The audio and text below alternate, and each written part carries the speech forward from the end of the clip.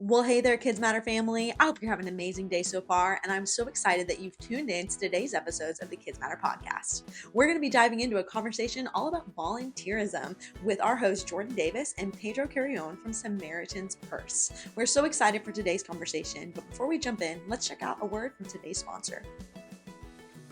New from Great Commission Publications this fall, Show Me Jesus preschool curriculum teaches our littlest ones the story of redemption from Genesis to Revelation.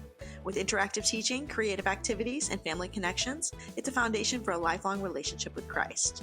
Learn more and download sample lessons at new.gcp.org. We can't wait to jump into today's conversation, so let's get started. All right, everybody. KidzMatter Podcast live. Man, I am so pumped because we're sitting here with Pedro and I know nothing about this guy. So I'm pretty excited because I'm going to learn just like you who he is. I do know he's got a shirt on. He works for Operation Christmas Child, good friends of us here at KidzMatter. And so I would love, Pedro, for you to start, just tell who you are, kind of some of your background. Where you're from, all those kind of fun things, kind of resume in 3 minutes, Yeah. But then also like what brings you joy? I love to ask that question. Yeah. Well, I'm so excited to be here, and this is my first time at a KidzMatter conference, and Welcome. What do you think so far? it's amazing. It's a little chaotic. It's amazing, and starting off today with worship was just such an incredible way to start. So we've hit this with every leader because a couple people first time, I've realized. So most kids pastors don't get to go to church. Yeah. So I always say that first service, even if I'm busy, I have to pop in there because that is a year's worth of pin-up worship all thrown out at once. Yeah. And one, it shows how unhealthy kids pastors are. We're going to talk a little bit about that. But two, it shows how much the need for worship is real. Yeah. That's good. Yeah. So a little bit of background, resume in 30 seconds.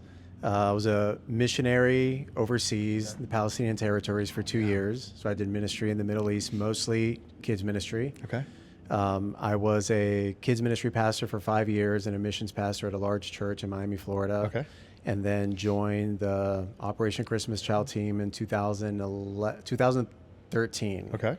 So You've been there a while, little yeah. over 10 years now with the Yeah. ministry, and live and work at our headquarters in Boone, North Carolina.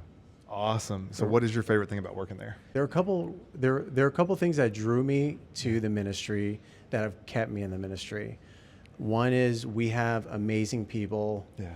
We have people that love Jesus, that are passionate about the gospel, and that are great at what they do, but they really live out their faith. Yeah. They're involved in their local church. They really live out their faith in their everyday life. And the mission of the gospel permeates everything that Samaritan's Purse does. It's one of the reasons I wanted to be a part of the Samaritan's Purse team. We want to bring the gospel to children around the world. And we want to use a simple shoebox gift to do it. That's my pitch, simple shoebox gift. The role that I have now with Operation Christmas Child, I lead a team that leads the U.S. volunteer program. Wow. So for year-round and short-term volunteers, we create policies, procedures, recruiting, selecting, training, any resources, conferences, content, anything that the U.S. program needs. I'll work with my team to create. So you may not know this number. What's it take for Operation Christmas Child to run January to January, like through the year? What's it take? How many volunteers? Oh man, one thing that, when I say I work at Operation Christmas Child, they're like, what do you do the rest of the year besides Christmas? Just like when I was a pastor. Perception versus reality. Like when I was a pastor, oh, that's great. So you're busy on Sunday. What do you do? What do you do the rest of the week? It takes about approximately 12,000 volunteers all across the U.S. and Puerto Rico in their communities, day in, day out, promoting the gospel, promoting the ministry. And it takes about couple hundred staff and about 170,000 short-term volunteers every year. Wow.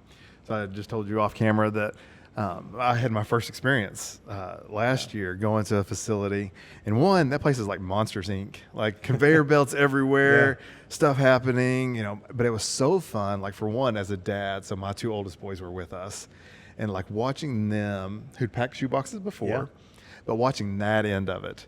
They are already asking, like, when are we going back? Yeah. And so, like, teaching kids to serve, I know is something you all obviously, one, allow, but two, push.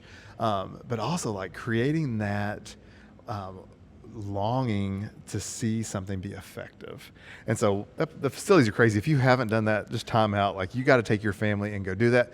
I think you see there's one thing to collecting shoe boxes, but I think seeing them and like for me, knowing where they were going, like this hour we're packing boxes for this place. Like that put some tangible thoughts in my mind of like, there's going to be a kid. I think that day we were doing like, I want to say it was like Bangladesh or something. Yeah. And there's kids that are actually going to get in Bangladesh that box. That meant something for me. So I was praying for that box. Like, it made it way more intentional for me. Yeah, the processing center is amazing, and it's more than a warehouse. I mean, when those shoe boxes that you guys inspected there, once you close those shoe boxes up and they're taped, the next person that opens it is a child who has just heard the gospel, and now they're getting a simple shoebox gift. Yeah. And when kids around the world are invited to these outreach events, these shoebox gifts are distributed by local volunteers working with local churches. We're church-to-church ministry, so it's not staff that's going over there and just giving out shoebox gift. It's a tool for the local church. And these kids don't know they're getting a gift. They're invited to an outreach event, or they're invited to a kids program, and they'll show up to their church. They'll walk to church on a Saturday, go through a kids program. They'll hear the gospel, and then they're surprised with a gift, and then they open it up, and they go crazy many times. And then they're invited back for a discipleship program called The Greatest Journey. It's a 12-lesson discipleship program. And so the shoebox gift is one part of what we do. But really, we say it's evangelism, discipleship, and then multiplication, because we're looking for the kingdom to multiply. Well, I think that's the heart behind what you do. And I think sometimes that gets lost.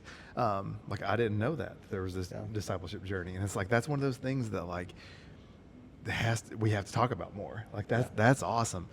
All right. So obviously the nitty gritty of kids ministry, we all know that every one of you probably watching struggle with volunteers. Every kids pastor on a Saturday night is like, all right, have I got the text yet? Oh, there's 2, there's 3, there's 4 volunteers calling off the next morning. Like, how do you all deal with that? What are some things you learned?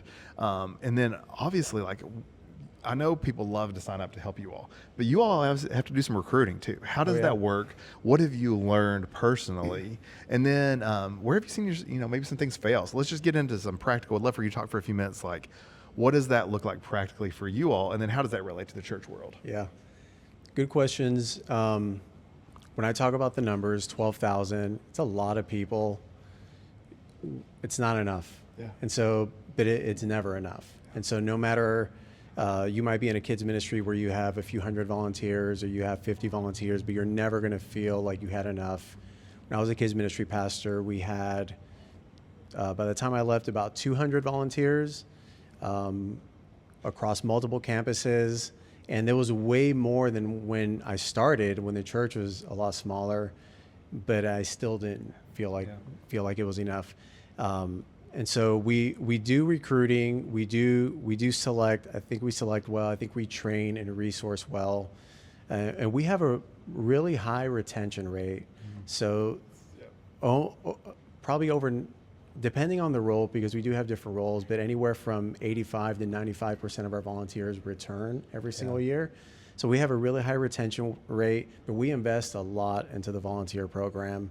I've never seen an organization that invests more into volunteers than Operation Christmas Child.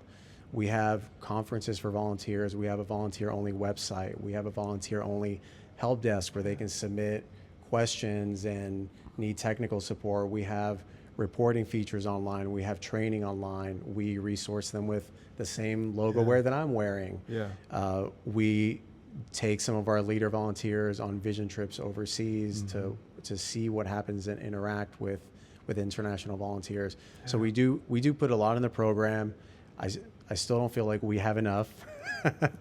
That's the way it is. Yeah. But I think that's okay, because that means God's given you a vision.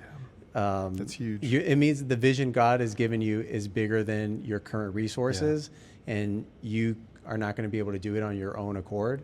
Yeah. You need to lean on God for it. Capacity's got to grow. Yeah. And I think what I just said is proof of that. Like, my kids already want to go back. And so you've created a culture where people want to go back. And I think a couple of reasons I would say, looking on the outside in, that you all have done that well is when we were there, I felt some ownership. I felt like you all took the time that was needed to train us, but then you allowed us to do the work. And I think one of the mistakes that we make in ministry, I know I make all the time, is like, I almost make it too easy for people to volunteer in our church. There's no ownership. We do all the lessons for them. We have everything scripted and written out for them. And it's like, what are they there to do? Yeah. And so what they're going to come in to feel like is, oh, well, you just need me to babysit. And that's the exact opposite of what I want them to do. Right. So how do you all do that? Well, I'll tell you, for our U.S. volunteer program, I mean, it takes a lot to become a volunteer. There is a lengthy application. There are references. There's a whole selection process. There's a background check. There's onboarding. There's training. There's reporting that happens on a monthly basis. And so we do expect a lot, and our volunteers expect a lot of us. But that also means that there is a high level of ownership for those volunteers that do make it through the process. And really the majority of people that apply do not become volunteers. Wow. And so it's about 20% of people that apply actually become part of that 12,000. Wow. And so it's not a sign up to serve. There might not necessarily be a spot. But that also brings a higher level of accountability. And there's also a higher level of expectation for the staff and for other volunteers, because our volunteers have high expectations of us. Well, you're not recruiting out desperation. Like even though you need, there's not that desperate mentality, maybe is what I was thinking. Like you're not hurrying. I don't I've done it as a kids ministry pastor in my church. Now I serve in kids ministry, and I've seen our staff team do it. Like, please don't do this. Come help us out. It's like volunteers are not doing you a favor.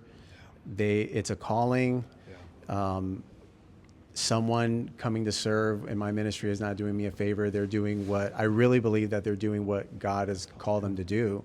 And I'm a part of that. And my role is to resource them and steward the people that God has given me well.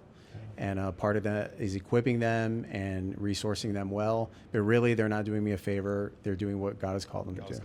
And that's what I think you just said, a whole bunch of nuggets right there of wisdom of, you all make sure you put people in the right place where they fulfilled in what they're doing. So then there's the buy-in, but then also there's that ownership, like I said. And I think, you're doing that over and over across facilities, across the country, across the world, eventually. Let's take a minute to talk about the KidzMatter Conference 2025. October 7th, 8th, and 9th in Evansville, Indiana is going to be life-changing. This is an opportunity for you to connect with KidMin leaders from around the world, experience impactful main sessions and breakouts, and dive into powerful worship with other KidMin leaders who understand what it's like to be in kid ministry. We know that it's tough to go it alone, but you don't have to. Sign up to come to the conference and bring some students with you.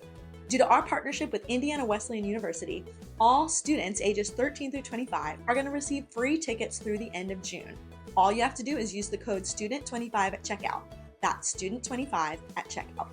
Don't forget, that offer's only through the end of June, so you're not going to want to miss it. Take advantage of it and sign up some students to bring with you to conference October 7th, 8th, and 9th. What would you say to maybe the children's pastor or the kids leader that's like, I can't get anybody? What do I do? What are some practical steps for them to take to start from scratch maybe? Yeah, it's a good question. I would say that first pray. It's not a cliche. Like, we really pray at Samaritan's Purse. We really pray. We start every single workday in devotions and prayer. And we really pray about it. And when we're faced with a challenge, we really as a group will come together and pray. So I would say start with that and be clear on what you're asking people to do and hold people to a standard for it. And that might be difficult. It's more difficult in the beginning, especially when you're changing into a culture of excellence. But as time goes on and you keep that culture up, it becomes easier to maintain. And as people see it, then they'll be attracted to that culture and it'll become easier to get because people. It feels counterintuitive. Like, I need people. I'm going to say no to somebody. Oh, yeah. But you're not really saying no. Sometimes you're saying not yet. I had a leader the other day and I'm like, man, I want you to serve, but you're not ready yet. Right. And if I put you in this situation, you're just going to quit anyway. Yeah. So I think using some of that judgment is really good, like you said. But I think you also, what you just said too, just reminds me, we need quality, not quantity. Yeah. And excellence. Like we say we want fewer, more productive volunteers. And really, it doesn't mean we don't want to grow. We do want to grow. But if we let everyone serve, we could have 50,000 year-round volunteers, but we wouldn't be as effective as with the 12,000 that are really well-trained, called, that are like, they're there to serve for real. There's a chance you could do less. I mean, it really is. Like, yeah. Somebody could mess up something that causes a whole backup of something to happen. Yeah. So, Kids World, what do you think strategically, as people build volunteer teams, what are things like you talked about? What are things that keep people serving? How do we keep them coming back week to week? Yeah. One of the things that I really want to do, or that I've really done at Operation Christmas Child, that I really believe in, is we keep the why in front of people. And so that might, for us, it means that we share stories of children's lives being impacted by shoebox gifts through a video. We might bring shoebox recipient speakers to churches. We do volunteer-only conferences where we bring shoebox recipients. We bring OC International volunteers to these conferences. And we want our leadership by video, or as much as possible in person, to be in front of volunteers, telling them, encouraging them, and affirming their work. And so we want to beat the drum of this is why we do it, because it is challenging, it can be discouraging, and we don't want people to leave because they're discouraged. We want to keep affirming them, we want to keep encouraging people, we want to keep reminding them of why God called them to do this to begin with. Yeah, that's good stuff. All right, so in the church world, I think one of the conflicts we run into is, man, worship team took my kids leader that was so good, and I'm mad. So I'm going to steal one of theirs. How do we navigate that system thing in the church world of there's only so many volunteers? I mean, it's always the cliche of 20% of people are doing, 100% of the work's the way it works. It's just the way, and that's no matter what size church. How do we stop fighting over volunteers and really start finding people that are called to certain areas of our church? How do we navigate making sure they're in the right spot? Yeah, I would say it starts with a good selection process. And I would say that not everyone should be serving in kids ministry, just like I should not be on the worship team. Yeah, don't want me doing that. And so I would say that you should view yourself as one team. Yeah. You're one body of believers. There is a spot for someone that might not be in kids ministry. Not everyone should have a right to serve in kids ministry, because we're working with children and families, and some people, you don't want them working with children and families. If someone doesn't want to be around your kids when they're in the kids ministry, you don't want them there, right? Yeah. And so we want people that are called to do something, that are excited to do it, and we want to resource them well. And so even when I was a children's ministry pastor, and we had those situations where someone would leave to go serve in youth or something, I would say, that's great. If God is calling you to do that, then I'll help you do it. We love, obviously we're at a conference right now, and people are walking by, they're getting out of breakouts, they're being filled with tons of knowledge. And I think one of the struggles that we all have in ministry is really saying, what's the more to the story when it comes to volunteers? Can you share a story where you knew that, man, this is a God story. This is not just a volunteer story. This is a God story. Do you have anything like that that's man, there was, I thought I was just getting a volunteer, but what I realized is that there was lives being changed. Throw you on the spot on that one. Yeah, that is putting me on the spot. I don't know if I could. I don't know if there's one story that I can share. What about some shoebox impact stories? Do you have any of those big ones? I was just in, earlier this year, I went to Trinidad and Tobago for a vision trip with some of our leader volunteers. And the team there, our overseas teams are all amazing. But what's really cool is when I get an opportunity to go on these trips, taking our U.S. leaders there, and they meet the international leaders. They're all leader volunteers, so they're all giving hundreds of hours a year, sometimes 1,000 hours a year of their time to serve in the ministry, to serve the Lord through the ministry, and getting to see them interact with one another. And the domestic team telling the international team, you guys are our heroes. What you're doing here with the ministry partners and outreach events and kids is amazing. And the international team telling the domestic volunteers, you guys are our heroes. The way you're engaging churches and getting them to pack thousands like of seeing all those shoebox puzzle gifts. pieces fit together. Yeah, like it was really amazing. And I'll share, I was at an outreach event at a church, and there was a little girl who received a shoebox gift, and she was blind. And the pastor is helping her open up the shoebox gift. And I have 3 daughters, and so they're all young. So she was about the age of one of my daughters, and the pastor was helping her open up the gift, and there was a stuffed animal inside, and she grabbed it and she just put it up, and she was just huge smile. And the senior pastor of the church started crying. Yeah, Like, made me cry right now. I started crying because I'm like, this pastor is so engaged to reach the children of his community with the gospel, and he's like so happy that this is happening, that it's an emotional moment. Well, and the fact that, like, let's be honest, in our culture, our kids, how many times are we throwing stuffed animals away? How many times are our kids getting something that would be in a shoebox and be like, this isn't good enough? Like, I think it just reminds me over and over again of, like, what matters most is that we show love. Yeah. And that's what a shoebox does. It is a box of love for a child. And so I know we're supposed to be talking about volunteers, but I think that's just a total reminder of what's important in life. Like, we're sharing Jesus' love, whether it be through a shoebox or a Sunday morning. That is our job as disciples of Christ.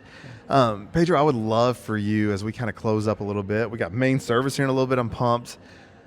I would love for you just to speak to the heart of a kid's leader. You know, I think we're in a season right now where people are tired, they're weary. There's a lot of kids leaders that really want to quit, and we're seeing that number rise where it used to be people stayed at a church an average time or whatever it was. Now they just stay in ministry for that time. Like, they're not leaving the church, they're leaving the church. What would you say to a leader that maybe their biggest downfall right now, their biggest stress is volunteers? Like, what would you say to encourage them right now? I would just say that it's worth it. It is hard. It is a struggle, but it absolutely is worth it. The life of children and bringing them into the family of Christ and into the kingdom has the opportunity to impact not only their family, but their community and all of our communities and cities and states and countries. And it is absolutely worth it. It is hard. And God has called you to do something. And I would just encourage you to lean on what the promises that God originally gave you, and to just remember that. Celebrate the victories that God has given you along the way, and celebrate those moments. Celebrate the people that have followed Christ because of the ministry God has called you to. And remember those times that God is faithful, and I trust that will sustain you, and that God will continue to call you into the ministry that he has for you. That's good stuff, man. Thank you so much. You have any, before we close, is there any crazy numbers that you all do? Like, what's just some crazy stats that maybe people don't know? Like, how many shoeboxes on average it goes out a year? Like, some of those kind of numbers things. are huge. The numbers I know are massive. Is there any of that fun stuff you know? Yeah, the numbers are huge. We have a goal of 12 million shoeboxes worldwide this year. About 11 million will be from the U.S. is what we're praying for. Last year we collected 10.6 million from the U.S. Over 21 million heard the gospel last year as a result of shoebox gifts. That's amazing. The numbers are crazy. Crazy. Yeah. Well, I love back to how I kind of started this. Of like, I love that kids can be involved. We've been pitching this idea of doing shoeboxes next year, so we have an Arabic service. And we were talking to some of our kids about that, and they're like, you mean like boxes would go to where I'm from? And I'm like, I never thought about that. Like, so we have an Arabic service, a Spanish service, and I'm like, so they would have buy-in, like knowing that they're going to go back to where they came from maybe. Yeah. And they're like, we know that culture. We know that this right here would make a difference in those lives. And so I think, guys, that you're watching, like, don't lose that fact that this is something that your kids in your ministry can do. And there's going to be buy-in, especially, I mean, if you, no matter if you're in a multicultural spot or not, like, but it is kind of cool. Like, I'd never thought about that before until a couple of our kids said that. And I'm like, oh, like, that is a big deal. Yeah. Yeah. So, guys, Awesome. I'd love for you to find out more about Operation Shoebox and Operation Christmas Child. How can they find out more about your stuff? SamaritansPurse.org. You can go on our website there, and you'll see not only all the projects that Samaritan's Purse has, but you'll see a tab for Operation Christmas Child. Yeah. Well, thank you so much, guys. Thank you for watching. We're going to wrap up today, and we'll join you next time for another edition of the Kids Matter Podcast. We'll see you later. What a rich conversation. My favorite takeaway was when he said that volunteers are not doing us a favor. They're living out the call that God has for their lives by serving in our ministry, and we have a responsibility to steward that. I would encourage you, take the time this week to reach out to one of your team members. Let them know that you see the call of God in their lives, you appreciate them, and that you're encouraging them on their journey to serving Him. Remember, here at Kids Matter, that's our desire, is to encourage and support you, because we believe you are called to lead and impact kids, families, and neighborhoods and regions for the gospel. So we're here to support you and cheer you on. Don't forget to take some time to check out Great Commission publications, new curriculum at new.gcp.org. Have a great week, and we'll see you next time for the next episode of the Kids Matter Podcast. Thanks for watching. Don't forget to like and subscribe.